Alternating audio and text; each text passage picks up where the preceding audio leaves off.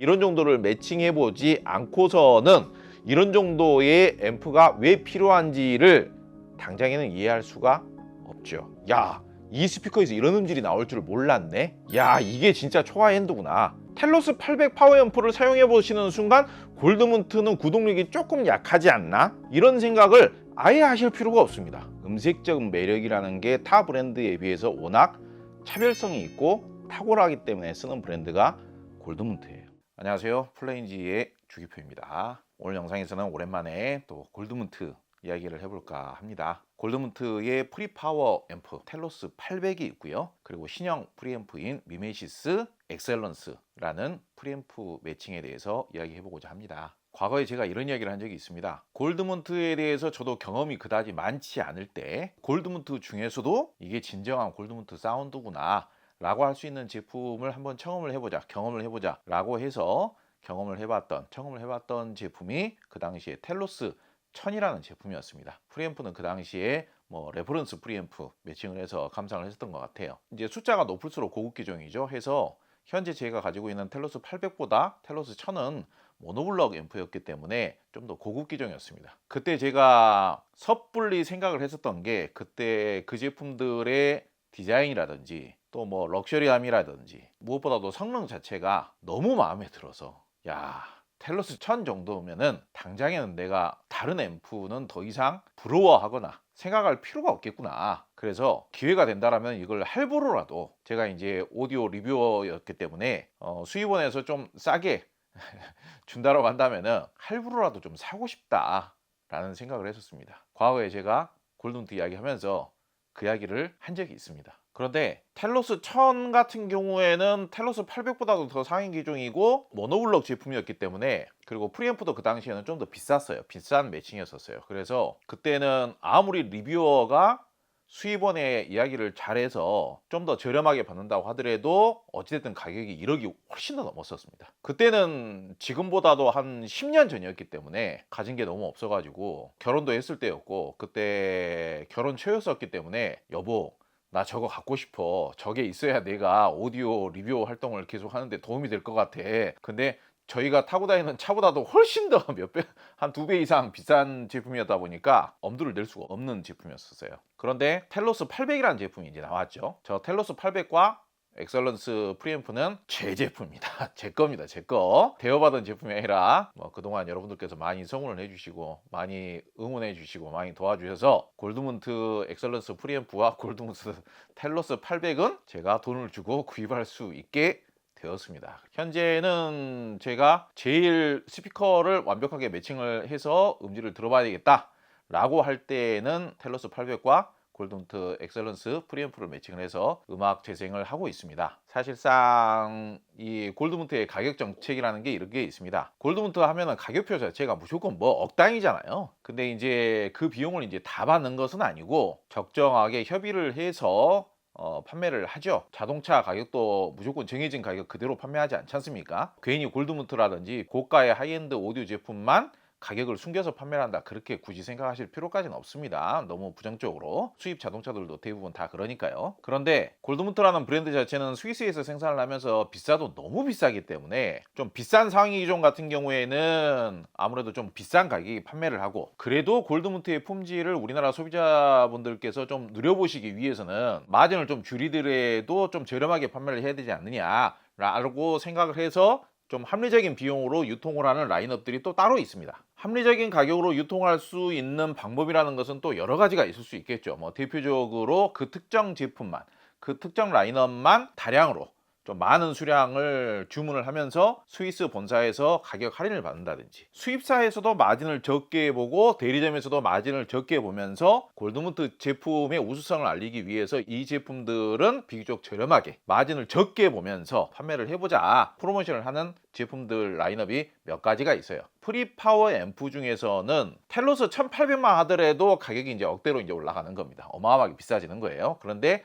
텔로스 800까지는 골드문트보다 권장 소비자 가격이 훨씬 더 저렴한 타사 제품보다 실구매 가격은 더 싸거나 비슷해 버립니다. 그래서 저 같은 꿈 많은 자영업자도 오디오 리뷰어도 구입을 할 수 있는 가격대예요. 그래도 명색이 골드문트의 고성능 프리파워 앰프이기 때문에 아주 저렴하진 않죠. 저도 이제 비용을 나눠서 할부로 구매를 했기 때문에 구입이 가능했어요. 골드문트의 상위 기종들은 현존 최고의 제품이 맞습니다. 가격이 너무 비싸니까 물론 골드문트에 대해서 다소 이제 불편하게 생각하시는 분들이라든지 그렇게 말씀하시는 분들도 계시죠. 가격이 너무 비싸기 때문에 거품이 많다 이렇게 이제 굳이 말씀하시는 분들도 계시죠. 그렇지만은 골드문트 상위 기종의 품질은 전 세계 탑이라는 것은 이견은 없습니다. 얼마 전에 강남에 있는 모 샵에서 골드문트 청음회를 했단 말이죠. 어마어마하게 이제 억대의 제품들 매칭을 해서 청음회를 했는데 거기 참석하시는 분들이 우리나라에서 그래도 오디오라고 한다면은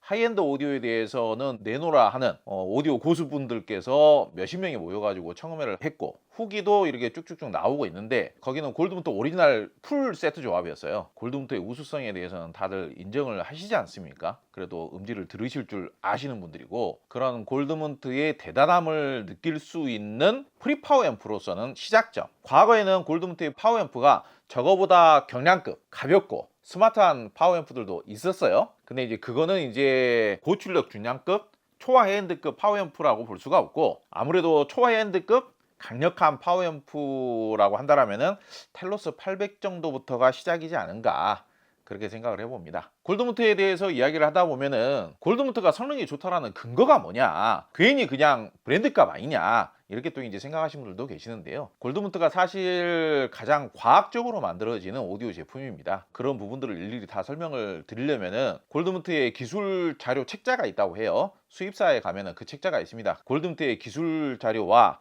또 스펙, 독점 특허 같은 거 기술 특허 같은 거 이런 거를 설명한 책자가 있는데 그 책자 두께가 한 이 정도 됩니다. 어마어마하게 두껍습니다. 대표적으로 골드문트는 AB 클래스 방식의 증폭 방식을 사용을 하고 있지만은 현존하는 AB 클래스 증폭 방식의 앰프들 중에서 신호의 증폭, 세기, 신호의 하이 스피드 그리고 이제 증폭의 속도 이런 게 현존하는 앰프 브랜드 중에서 가장 빠르게 가장 강하게 고출력으로 증폭을 할 수 있는 그러면서도 가장 정확하고 평탄하게 증폭을 할 수 있는 회사로 알려져 있습니다. 그래서 골드문트가 밝히기로는 자사의 프리파워 앰프들의 경우에는 재생 주파수 대역이 낮은 대역에서 높은 대역까지 그 범위가 뭐 한 3만 헤르츠에 달한다 라고 발표를 하고 있고요. 순간적으로 신호가 입력되자마자 최고 출력으로 도달할 수 있는 시간이 사람의 느낌으로는 감도 안 와요. 스펙상으로는 400 나노초라고 합니다. 1 나노초만 하더라도 사람이 느낄 수 없는 시간이죠. 전류의 속도이기 때문에 거의 일반적인 아날로그 앰프들의 한 100배 정도에 달하는 속도라고 합니다. 그런데 이런 기술 특성이나 스펙 특성들이 전부 다 객관적으로 검증이 가능하다고 합니다. 그리고 과거에 텔로스 800 처음에 출시했을 때 제가 제품 소개하는 영상에서도 말씀을 드렸습니다만은 전자회로 기술에 의한 증폭 기술 하이스피드 기술, 광대역 특성 기술 이런 것들도 앞서 있는 회사가 골드문트입니다만은 진동에 대한 관리 능력 이런 것들도 다른 오디오 회사보다도 월등히 집요하면서도 과학적으로 접근을 하고 있고 그걸 이제 설계에 반영을 하고 있죠. 대표적으로 전에 제가 설명드렸던 것 중에 4개의 밑에 이제 스파이크가 있지 않습니까? 스파이크를 통해서 진동이 배출이 되죠. 진동을 흡수도 해야 되고 배출도 해야 될 거 아니겠습니까? 저 앰프 안쪽에 보면은 진동을 흡수하는 스파이크 기둥 같은 게 이렇게 있습니다. 4개의 꼭지점 모서리에 골드문트에서 주장하는 것은 4개의 진동을 모을 수 있는 기둥을 이렇게 세워놓는다고 하더라도 진동이 균일하게 흡수가 되지 않더라 이거예요. 4군데 모서리를 똑같은 재질의 똑같은 수준으로 설계를 해놓으면은 오히려 진동 배출이 덜 되더라 이겁니다. 빠르게 배출이 안 되더라 이거예요. 그래서 진동이 적게 모이는 곳과 빨리 모일 수 있는 곳을 설계를 다르게 해야 되더라 이거예요. 텔로스 400의 상단에서 하단을 보면은 그 기둥이 설계되어 있는 모양을 확인하실 수가 있는데요. 색깔도 달라요. 3군데는 똑같이 설계가 되어 있는데 한쪽만 금색으로 이렇게 따로 이렇게 설계가 되어 있습니다. 그래서 금색 부분이 좀 더 강하게 설계가 되어서 그쪽으로 진동이 더 많이 모여서 더 빠르게 배출이 될 수 있게끔 그렇게 설계가 되어 있어요. 잘 모르신 분들이 보실 때에는 아니 4개를 색깔을 똑같이 해놓든지 모양도 똑같이 해놓든지 아니면은 위아래를 다르게 하든지 좌우를 다르게 하든지 이렇게 대칭이 되게끔 해놔야 되는데 3개는 똑같이 하고 하나만 색깔을 다르게 했지 이렇게 생각하실 수가 있는데 그 정도로 과학적인 이유를 반영을 해서 설계하는 제작사가 바로 골드문트고 그게 과학적으로 다 검증이 되어 있더라 이겁니다. 그리고 제가 좀 강조하는 앰프의 중요한 스펙 중에 또 하나가 출력보다도 더 중요한 게 뭐라고 제가 항상 말씀을 드립니까? AB 클래스 방식의 앰프의 경우에는 내부 물량 투입이 얼마만큼 되었는가, 그게 기본 베이스라고 제가 설명을 드렸죠. 근데 저 파워 앰프의 경우에는 내부 트랜스 용량이 제일 중요하다고 제가 말씀을 드렸어요. 트랜스 용량이 무려 3200V 암페어입니다. 3200V 암페어면은 어느 정도 수준이냐? 우리가 흔하게 생각해 볼 수 있는 1000만원에서 2000만원 정도 하는 인티 앰프들이 대체적으로 1000V 암페어 내외인 경우가 많습니다. 그거의 이제 3배라고 보시면 되는 거죠. 3배라고 하더라도 감이 잘 안 오실 수가 있는데, 가격이 2000만원대인 파워 앰프들이 한 1600에서 2200V 암페어인 경우가 많습니다. 그러면은 2200V 암페어까지는 2000만원대에서 확인해 볼 수가 있으니까 3200이면은 2000만원대 파워 앰프하고 한 1000 정도 차이니까 그렇게 큰 차이가 아닐 수도 있겠다, 이렇게 생각하실 수도 있는데요. 그게 아니고 2000V 암페어에서 3000까지 올라가게 되면은요, 3000V 암페어의 트랜스가 들어가는 앰프는 가격대가 억대까지 뛰어요. 2000만원대에서 트랜스 용량이 큰 제품은 2200이나 이런 정도까지 탑재되어 있는 앰프를 찾아볼 수는 있습니다만은, 그 위에서부터 3000V 암페어가 들어가 있는 파워 앰프를 찾아보기가 정말 쉽지 않아요. 3000V 암페어 트랜스가 탑재되어 있는 앰프를 찾다 보면은 거의 1억 가까운 가격대까지 올라가 줘야 3000V 암페어가 들어가 있는 파워 앰프를 찾아볼 수가 있는데요. 오히려 지금 골드문트 텔루스 800 같은 경우에는 만듦새도 굉장히 훌륭하고 디자인도 좋고 마감도 정말 예술적이고 좋은 파워 앰프인데, 오히려 3000도 아니고 3200V 암페어를 탑재를 했는데 가격이 오히려 타사 제품보다 싸버리는 거예요. 제가 괜히 이렇게 추천을 드리는 게 아닙니다. 오히려 스펙도 뛰어나고 만듦새도 훌륭하고 디자인도 좋고 마감도 예술적이고 물량 투입도 동급 최고 수준에다가 실제 성능도 좋고 음질도 좋은데 경쟁 제품보다 가격이 싸버리니까 대박 아니야? 이렇게 표현해도 과장된 표현이 아닌 거예요. 그리고 출력 이야기를, 출력은 저는 그다지 중요하지 않다 이렇게 말씀을 드리곤 합니다만은, 최고의 제품들끼리는 그래도 출력을 어느 정도는 또 참고할 필요가 있겠죠. 출력은 8옴 기준으로 300W입니다. 채널당 300W. 사실상 이제 200W하고 300W하고는 또 다른 거예요. 그리고 무게 중요하죠. 저 제품이 생각보다 방열판이 그렇게 무겁게 설계된 제품이 아닌데, 원래가 이제 방열판에서 무게가 제일 많이 나가는 법이거든요. 근데 방열판이 안 보이잖아요, 거의. 그런데도 불구하고도 저 제품의 무게는 무려 57kg이나 됩니다. 성인 남성 둘이서 들기에도 쉽지가 않은 그런 정도의 무게예요. 프리앰프는 시그너처 프리앰프라는 게 있습니다. 시그너처 프리앰프는 저 엑셀런스 프리앰프의 상단부하고 디자인이 동일하게 생겼어요.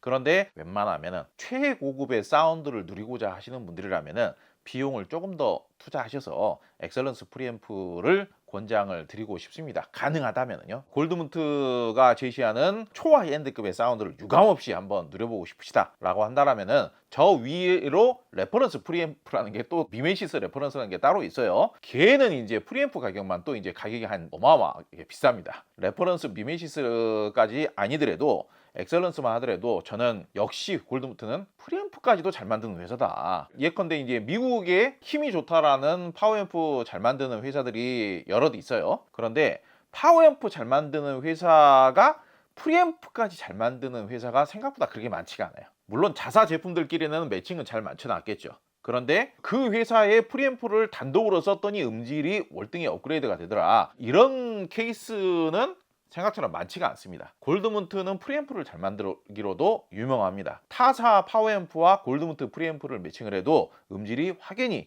좋아지고, 프리앰프 덕분에 음질이 향상이 됐다는 것을 어렵지 않게 느낄 수 있는 프리앰프가 또 골드문트 미메시스 시리즈 프리앰프 되겠습니다. 그런데 엑셀런스 프리앰프 같은 경우에는 전원부까지 저렇게 듬직하게 분리가 되어 있기 때문에 소리의 분해력이라든지 프리앰프로 인한 에너지감의 향상이라든지 사운드의 무슨 확장감, 스테이징감의 넓이 이런 부분들에서도 훨씬 더 좋은 효과를 볼 수가 있는 그런 프리앰프라고 할 수 있겠습니다.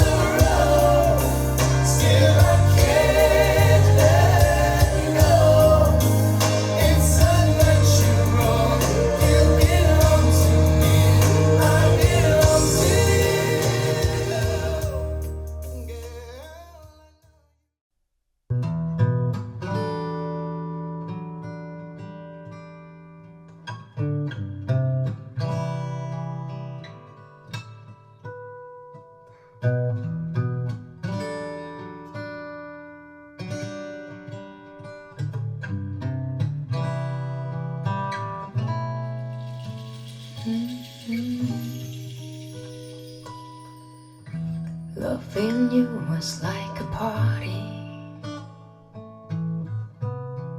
I can't get used to losing you. Every day was like a party. I can't get over losing you. Can't get over losing you. Now losing you has got me down, boy. Never dreamed you'd believe in me. I make believe it's never happened. That's the hardest thing I ever try to do. I like to call it a crime, but I know I'm gonna heal up in time. I like to call it a sin, the way you're doing me, the way you're doing me.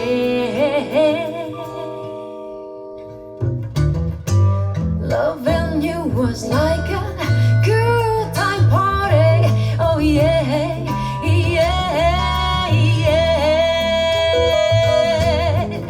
Loving you was like a good time party. 是谁在敲打我窗？是谁在撩动琴弦？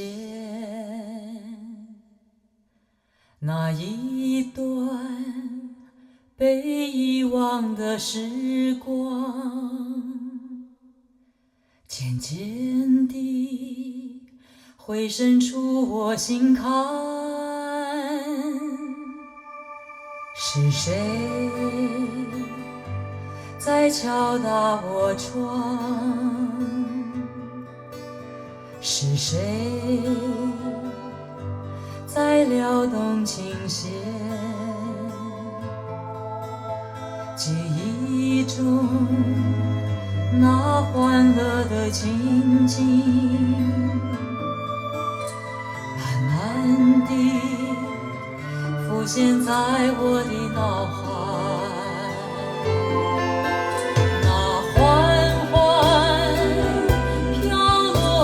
小雨不停地打在我窗，只有那沉默无语的我，不时地回想过去。是谁在敲打我窗？是谁在撩动琴弦？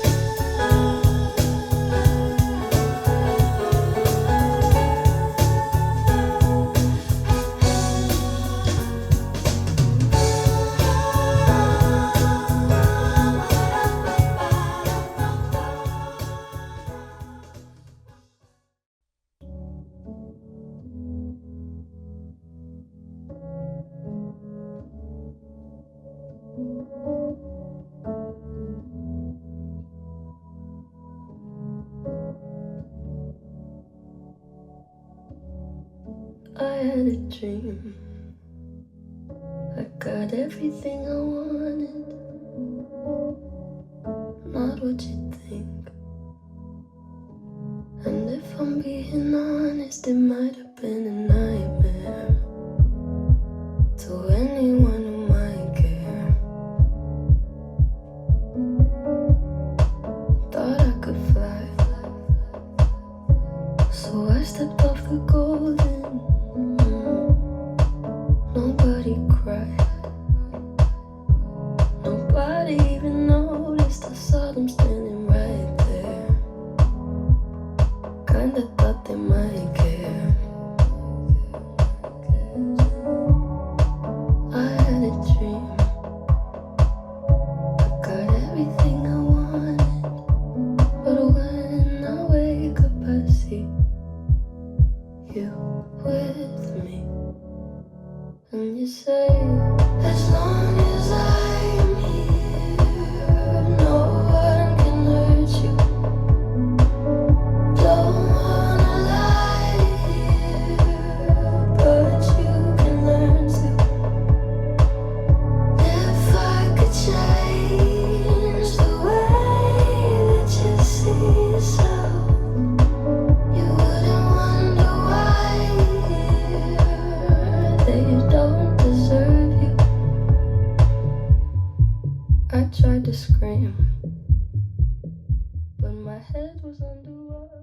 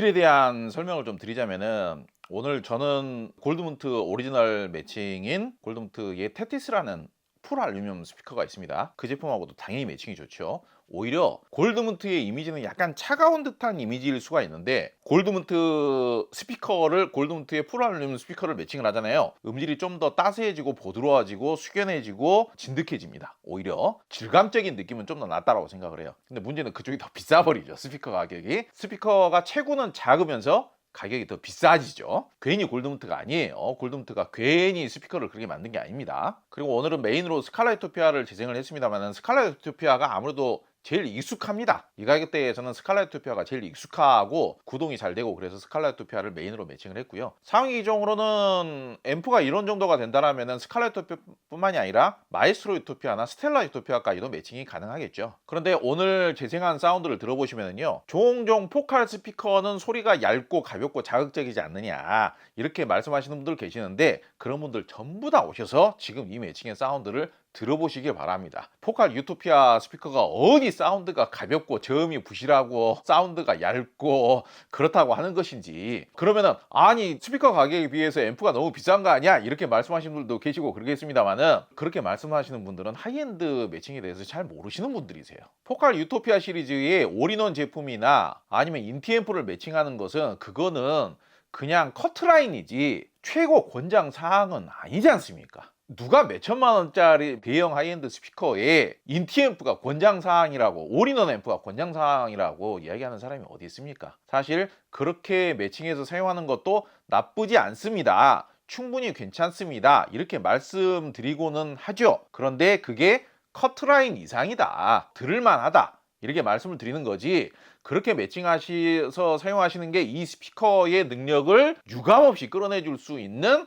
권장 매칭이다 이렇게 말씀드리지는 않죠. 포칼 스피커가 우리나라에서만 가격이 좀 저렴하게 판매를 하다 보니 스피커 가격에 비해서 앰프 가격이 좀 비싸지는 것 같은 느낌입니다만은, 어차피 이 정도 가격대의 하이엔드는 앰프 가격이 더 비싸지는 경우가 비일비재해요. 포칼 스피커의 해외 가격을 고려한다라면은 앰프 가격이 그렇게 과도하게 비싸지는 매칭까지도 아닙니다. 그런데 올인원 앰프 매칭해서 듣는 사운드와 인티 앰프 매칭해서 듣는 사운드와 하이엔드급 올인원 앰프 매칭한 것과 인티 앰프 매칭한 것은 차이가 있긴 있지만은 생각보다 그렇게 큰 차이까지는 아니에요. 예컨대 이제 뭐 이해하기 쉬우시게끔 그냥 가상으로 짐작해서 표현을 하는 겁니다만은, 네임 노바 P와 다른 이제 골드문트 인티 앰프 690이나 이런 앰프와 비교했을 때 음질 차이가 몇 프로 차이냐 라고 한다라면은 대략 뭐 한 30% 차이? 대략입니다. 대략 그런 정도 차이라고 한다면은, 인티 앰프와 텔로스 800과 프리파워 앰프 조합의 음질 차이는 몇 프로 차이냐 라고 한다면은, 이거는 몇십 프로 차이가 아니라 저는 뭐 한 200%에서 한 300% 정도 차이가 나는 것이 아닌가,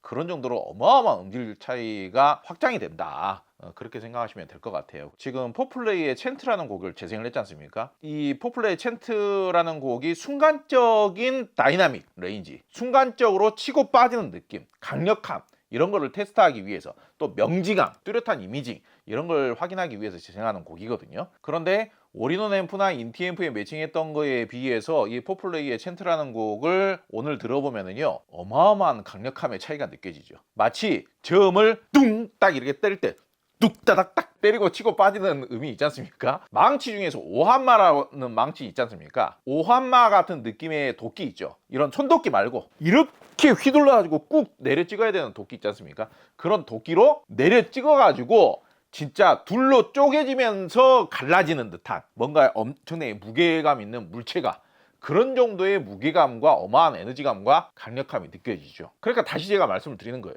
포칼 유토피아, 특히 스칼라 유토피아는 저음이 잘 안 나오더라, 저음이 가볍더라, 그렇게 말씀하시는 분들 앰프 바꿔서 매칭해 보시라 이거예요. 보컬곡의 경우에는 앞에서 보컬리스트가, 가수가 약간의 이런 율동과 현란한 움직임, 눈으로 거의 보일 정도의 느낌이에요. 무대 위에 있으니까 이렇게 조명에 이 율동이 반짝반짝 빛나면서 이렇게 반사되는 듯한 그 느낌이 앞에서 막 보이는 것과 같은 그런 정도로 해상력이 뛰어나면서도 사실적이에요. 해상력이 뛰어나다라고 해서 그냥 선명하기만 한 게 아니라 그 율동의 느낌이 만들어지려면 어마어마한 음질 에너지가 융합이 되어야만 가수가 움직이면서 노래를 부르는 것 같은 그런 호소력과 에너지가 느껴지는 겁니다. 근데 그거는 진짜 에너지의 응집과 융합이 잘 이루어져야만 그런 느낌이 느껴질 수 있는 것인데 오늘 이 단순 보컬곡에서도 그런 느낌이 느껴지는 거예요. 그리고 클래식 연주 음악에서는 어떻습니까? 예전에 제가 오디오 리뷰 쓰는 법 배우고 그럴 때 한 15년, 20년 전이죠. 그때 항상 오디오 리뷰 쓸 때마다 나오는 말이 있었어요. 대편성곡에는 다소 아쉽다, 이런 이야기들을 많이 했었거든요. 사실상 대편성곡을 안 듣는 분 입장에서는 별로 관계가 없는데, 대편성곡을 우리가 가정에서 무조건 풀스케일로만 듣는 게 아니잖아요. 클래식을 정말 좋아하시는 분들은 조그만한 스피커로도 대편성곡들 들으려면 많이들 들으세요. 근데 그거는 풀스케일로 듣는 게 아니라 조화로운 하모니와 음색으로만 듣는 거죠. 나는 클래식은 음색이 좀 섬세하고 따스해야 된다고 생각을 해. 그러면 섬세하고 따스하기만 하면은 내가 좋아하는 클래식 연주가 나와주면은 그냥 만족을 하는 거예요. 그리고 하모니만 좀 조화로우면서도 유연하고 섬세하게 나와주면은 만족을 하는 거예요. 에너지감이 좋고 풀스케일감으로 듣는 게 아니라 현장의 느낌처럼 느껴지는 게 아니라. 그런데 지금 오늘 앰프 매칭이 너무 좋아 버리니까 스칼렛 투피아가 우프 유닛이 11인치거든요. 그러다 보니까 이게 그냥 클래식 연주를 음색으로만 듣는 게 아니라 해상력이 좋아서 들을만 하구나, 음색이 곱고 섬세하고 하모니컬이 풍부하기 때문에 들을만 하구나, 이런 느낌이 아니라 실제 얼추 연주 회장의 그 에너지감과 무대감과 레이어링과 어마어마한 강력한 거 중후함과 묵직한 무대감의 느낌이 앞에서 느껴지는 거예요. 종종 중저음이 엄청나게 강력하게 몰아치고 이럴 때에는 앞에서 이렇게 어마어마한 거대한 파도가 이렇게 밀려가지고 이렇게 쫙 에너지가 이렇게 다가와주는 것 같은 그런 느낌까지 받을 수가 있잖아요. 그런 실체감이 느껴질 때는요, 클래식 음악이 음색이 좋아서 듣게 되는 게 아니라 정말 긴장을 하면서 이마와 뒤통수와 이 겨드랑이 같은 데에 살짝 땀이 이렇게 나면서 몸이 반응을 하면서 클래식 음악을 듣게 되는 경우가 있거든요. 그게 이제 쾌감이죠, 쾌감. 그런 느낌까지도 느껴지게 되는 거예요. 그렇다고 해서 뭐 특별히 뭐 자극이 있다거나 그런 게 아니고요. 굉장히 중후하면서도 굉장히 품위가 있는 그런 느낌으로 클래식을 또 들을 수 있게끔 해주니까 이런 부분에서 확실히 앰프의 차이라는 게 느껴지게 되는 겁니다. 그래서 제가 하이엔드급 스피커를 사용하고 계시면서 앰프 업그레이드를 고려하고 계시는 분들에게 꼭 말씀드리고자 하는 부분이 있다면요, 아무래도 합리적인 비용으로 하이엔드 시스템을 입문하시는 분들은 올인원 앰프나 아니면 인티앰프로 시작을 많이 하시죠. 하이엔드급 오디오 시스템이라는 것은 처음부터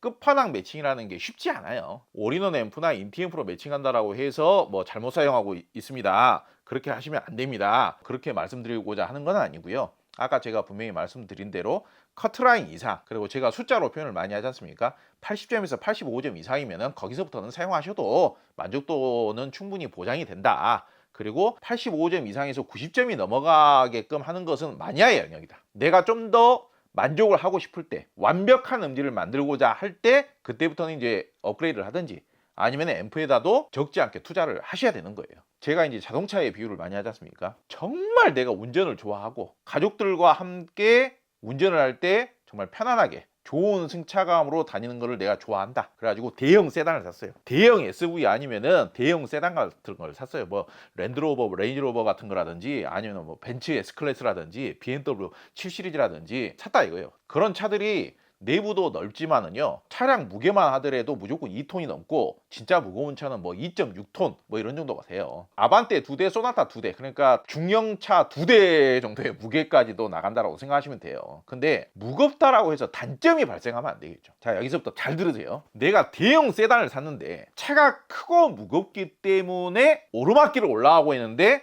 오르막길에서 힘에 붙여가지고 다다다다다 덜덜덜덜덜 하면서 천천히 이렇게 올라가더라. 그리고 잠시 멈출 필요가 있어가지고 브레이크를 살짝 밟았더니 갑자기 차가 뒤로 쓱쓱 막 이렇게 밀리는 듯한 이런 불안감이 있고 짜증나는 느낌이 있더라. 그러면 그 차를 고성능이라고 할 수가 있습니까? 나는 그 차가 너무 좋다라고 해서 최고급으로 구매를 했는데 힘이 딸려가지고 오르막길에서 속도도 안 나고 다른 중소형차보다 느리게 올라가고 있고, 심지어는 신호등에 걸려가지고 브레이크를 밟고 있는데 갑자기 뒤로 살짝씩 이렇게 밀리는 듯한 느낌이 들면은 그거 짜증나가지고 그 차 어떻게 타냐고요. 대형 하이엔드 스피커를 쓰시다가 어느 정도 내가 초 하이엔드급 음질을 누리면서 이해할 수 있는 수준이 되시잖아요. 그러면은 대형 세단을 사가지고 타고 다니고 있는데 오르막길에서 뒤로 밀리는 듯한 느낌이 오디오 시스템에서 느껴지는 경우가 발생을 합니다. 중고음이 정말 현란하게 쫙 이렇게 터져줘야 될 때 안 터져주는 거예요. 볼륨을 올렸더니 소리가 너무 얇아지고 치자람이 늘어나고 너무 자극적으로 시끄러워지는 거예요. 고급 세단이 시끄러우면 되겠습니까? 고급 세단이 덜컹덜컹 하면서 속도를 냈더니 진동이 심해지고 소음이 너무 시끄러워지고 그러면 되겠습니까? 대형 하이엔드 스피커도 비슷한 겁니다. 강력한 저음이 나와줘야 되는 곡을 재생을 했는데 저음이 너무 부실하고 저음이 너무 가볍게 재생이 되고 허전하면 되겠습니까? 강력한 펀치감이 빡 하면서 나와줘야죠. 저음이 정말 근사하게 나와줘야 되는 재즈 음악이라든지 저음이 정말 중후하면서도 무대감이 앞에서 펼쳐지면서 앞에서 헤일이 이렇게 몰려오는 듯한 풀스케일감으로 느껴져야 되는 클래식 대편성곡을 재생을 했는데 종종 한 번씩 듣고 싶을 때가 있잖아요. 그런 클래식 음악을 재생을 했는데 그냥 중고음에서만 까랑까랑거리고 전체적인 에너지감은 좀 부실하고 가볍게 재생이 돼버리면 그거 대형급 하이엔드 스피커 구매한 보람이 있겠습니까? 여러분의 시스템이 전부 다 그렇다라는 말씀드리는 것은 아니지만 마치 이야기를 듣다 보니 정말로 그런 것 같은데 우리 집 음향 공간에서는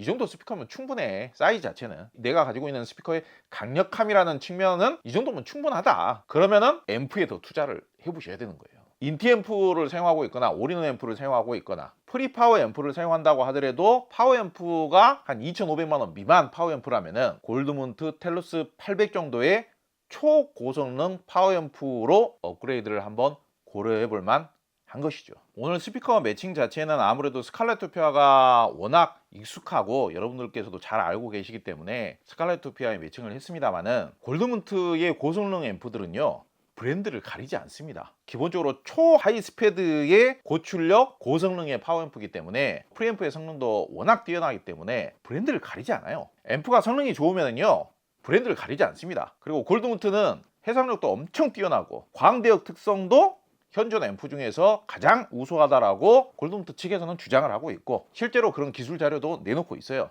일반 대중들한테 공개를 안 한다 뿐이지. 페라리나 부가티 스포츠카가 우리 차의 스펙이나 우리 차의 기술 자료는 현대차보다 우수합니다 하면서 기술 자료 내면 뭐 하겠습니까? 그래서 포칼 유토피아 시리즈하고도 너무 잘 맞지만은 포칼 유토피아 시리즈뿐만이 아니라 구동이 어렵다라고 하는 초하이엔드급 스피커들 있지 않습니까? 알루미늄 스피커도 마찬가지고 실제로 골드문트에서 제작을 한 스피커들이 풀 알루미늄 스피커예요. 근데 매칭이 너무 잘 맞아요. 그렇기 때문에 타사의 풀 알루미늄 스피커하고도 너무 매칭이 잘 맞을 수가 있고요. 브랜드 이야기 못할 것도 없죠. 포칼뿐만 아니라 제가 생각했을 때는 BMW하고도 너무 잘 맞을 것 같아요. 잘 생각을 하세요. BMW에 너무 올드한 앰프 매칭하실 필요 없습니다. BMW 자체가 약간 심심하다라고 평가하시는 분들도 꽤 많잖아요. 그렇기 때문에 BMW에다가 너무 올드한 스타일의 앰프를 매칭을 하시면요 그렇지 않아도 좀 심심했던 사운드가 더 심심해지는 거예요. 심심한 사운드를 누가 하이엔드라고 이야기를 하냐고요. 해외 매거진들을 한번 봐보세요. 빈티지 오디오를 가지고는요 가격이 아무리 비싸다고 하더라도 하이엔드라고 칭하지 않습니다. 하이엔드라고 부르지 않습니다. BMW뿐만이 아니라요 대표적으로 뭐 윌슨 오디오, 마르텐, 뭐 YG 어쿠스틱, 다인 오디오 다 잘 맞을 거예요. 저는 이제 아직은 직접적으로 매칭을 해서 좀 집요하게 테스트는 안 해봤지만은 이게 무슨 뭐 제품 테스트를 한두 번 합니까? 골드문트 지금 텔루스 800 정도와 엑설런스 프리앰프 정도가 가지고 있는 특성이라는 것 자체가 파워앰프는 강력하고 물량 투입도 동급 최고 수준이고 프리앰프는 해상력이라든지 소리의 이런 확장감이라든지 입체감이라든지 소리의 촉감, 표현력 자체가 너무 우수하고 그렇기 때문에 음색적인 착색이 있는 것도 아니고요. 모든 대역의 에너지감 충만하죠. 모든 대역의 스피드감 최상급이죠. 그러면은요 브랜드를 가리질 않아요. 스피커 매칭 브랜드를 가리질 않는다고요. 야, 너 우리 스피커 브랜드 왜 가지고 와가지고 물타기에 우리 스피커는 다른 앰프하고 매칭해서 판매 잘하고 있는데 왜 니네 제품하고 매칭해가지고 또 잘 맞다라고 이야기를 해. 기분 나쁘잖아. 그렇게 생각하실 필요가 없어요. 성능 좋고 착색 없고 객관적인 성능 뛰어난 앰프는 다른 모든 브랜드 제가 방금 말씀드린 브랜드 말고도 고성능 스피커라고 하는 다른 브랜드의 스피커들하고도 다들 무난하거나 우수하거나 매칭이 잘 맞을 수밖에 없죠. 자동차 엔진을 포르쉐에서 만들었어요. 자동차 엔진을 BMW에서 만들었어요. 자동차 엔진을 아우디에서 만들었어요. 그 엔진을 꼭 아우디에서만 써야 됩니까? 꼭 포르쉐에서만 써야 됩니까? 만약에 그 엔진을 다른 회사에다 주더라도 튜닝, 매칭만 잘 시키면은 성능이 우수한 거는 그대로 유지가 되는 거죠. 다른 브랜드의 프리파워 앰프 가격도 알아보고 다른 브랜드의 고성능의 모노블럭 파워 앰프도 양쪽에 놓고 사용도 얼마 전까지 해보고 그랬습니다만은 지금 프리앰프가 엑설런스 프리앰프로 만약에 매칭을 하고 싶다라고 하시면은 프리앰프 가격이 좀 올라가 버리기 때문에 가격이 아주 싸다고 볼 수는 없지만은 만약에 프리앰프를 시그너처 프리앰프로 하게 되잖아요. 그러면 가격이 싼 게 맞아요. 몇 천만 원짜리 제품을 뭐 그렇게 싸다라고 이야기를 하냐, 표현이 너무 가벼운 거 아니냐, 너무 표현이 상업적인 거 아니냐, 그렇게 생각하실 수도 있는데요. 여러분 그렇게 생각을 해보세요. 포르쉐가 7천만 원, 8천만 원에 판다라고 하면은 그게 쌉니까 비쌉니까? 그렇게 판단을 하셔야 돼요. BMW 7 시리즈를 예컨대 6천만 원, 7천만 원에 판매를 한다고 하면은 그게 쌉니까 비쌉니까? 포르쉐 신차를 7천만 원, 8천만 원에 판다라고 하면 그거 싸다고 해야 됩니까 비싸다고 해야 됩니까? 벤츠 E클래스 신차를 4천만 원대에 판매한다고 하면 그거 싸다고 해야 됩니까 비싸다고 해야 됩니까? 내가 필요에 따라서 비싸냐 싸냐의 기준이 좀 다른 거죠. 비교 대상에 따라서 다른 거죠. 시계를 500만 원에 태그 호이어를 살래 아니면 롤렉스를 살래, 그러면 당연히 롤렉스가 싸다고 평가를 해야 될 거 아니겠습니까? 4천만 원대에 현대차를 살래 벤츠 E클래스를 살래, 그러면은 벤츠 E클래스가 싸게 나왔네 이렇게 평가를 할 수가 있게 되는 거예요. 골드무트가 모든 기종이 싸다라고 말할 수는 없죠. 골드무트는 제일 비싼 브랜드예요. 말도 못하게 비싼 브랜드예요. 중동의 왕자님들, 중동의 부호, 중국이나 러시아의 부호, 유럽이나 미국의 부호, 이런 분들이나 신품 가격 지불하고 구매할 수 있는 그런 시장을 타겟으로 하는 브랜드가 골드무트예요. 그렇기 때문에 제작 본사 자체는 대중시장은 아예 쳐다도 안 봅니다. 그런데 국내 수입사의 경우 골드무트 라인업 중에서 비교적 그래도 합리적인 비용으로 만들어서 팔 수 있는 라인업을 제품을 몇 가지를 선정을 해서 가격을 강제적으로 낮춰서 최대한 합리적인 비용으로 만들어서, 흔한 표현으로 뭐 저도 잘은 모르겠습니다만 1억짜리를 팔면은 예컨대 뭐 몇천만 원 남는다고 치자고요. 1억 이상 제품을 팔면은 몇천만 원 남지만은 어쩌다가 한 번씩 판매되는 제품이기 때문에 그게 1억 넘는 제품을 한 대 팔아가지고 2천만 원, 3천만 원 남다고 해서 그거 팔아가지고 부자가 될 수 있느냐 생각에 따라서는 그 제품의 반의 반도 안 되는 가격의 제품을 그냥 200만 원, 300만 원 남기고 여러 대를 판매를 해서 더 매출을 높이는 방식이 더 유리한 방식일 수도 있는 거죠. 골드무트의 프리파워 앰프 중에서는 대표적으로 파워 앰프는 텔로스 800, 프리앰프 중에서는 시그너처 프리앰프, 이 두 가지가 정말 합리적인 가격에, 마치 포르쉐를 7천만 원대 판매를 하고 벤츠 E클래스를 4천만 원대 판매하는 것 같은 그런 느낌이 들 정도로 합리적인 가격에 판매를 하고 있기 때문에 훨씬 더 칭찬할 수가 있고 저도 구매를 해서 사용할 수가 있고 훨씬 더 제품이 좋아 보이는 듯한 느낌, 오히려 가성비로 느껴지는 듯한 느낌, 그러면서도 비용 대비 월등히 성능이 뛰어나고 더 고성능으로 느껴지는 듯한 그런 느낌을 받을 수 있는 제품이 지금 골드무트 텔로스 800과 시그너처 프리앰프, 혹은 조금 더 비용을 보태면은 엑설런스 프리앰프까지 가능하다는 이야기입니다. 결국은 제품 평가라는 것은 비용 대비 평가가 되어야 되잖아요. 그런데 사실 이 정도 급이 되면 인티앰프하고는 판이하게 성능이 달라요. 만듦새 좋죠. 뭔가 존재감이 있죠. 마감, 디자인 예술적이죠. 사진으로 보는 거하고 실물을 보면서 만져보는 느낌하고 많이 다릅니다. 그리고 이 정도 되면은 사실 현행 유통 중인 스피커들 중에서 1억 미만 스피커는 거의 대부분 아쉬움 없이 구동이 되고 또 좋은 음질 만들어주고 그런 제품이지 않나 그렇게 생각이 됩니다. 사실 뭐 지금 시간이 새벽 5시 37분이에요. 제가 좋아하는 CD들 죄다 꺼내가지고 듣는 재미로 새벽이 돼버렸어요. 지금 골드무트 매칭해서 들으니까 음질이 너무 마음에 들어가지고 성능이 뛰어나니까 또 소리 듣는 재미도 있고 매칭하는 재미도 있고 그래서 오늘 또 이렇게 돼버렸습니다. 이런 게 진짜 오디오 하는 재미예요. 너무 즐거운 시간이었습니다. 이게 돈이 좀 들더라도 업그레이드 했을 때 이런 재미로 업그레이드 하는 거죠. 즐거운 오디오 생활 되시기를 바라겠습니다. 감사합니다.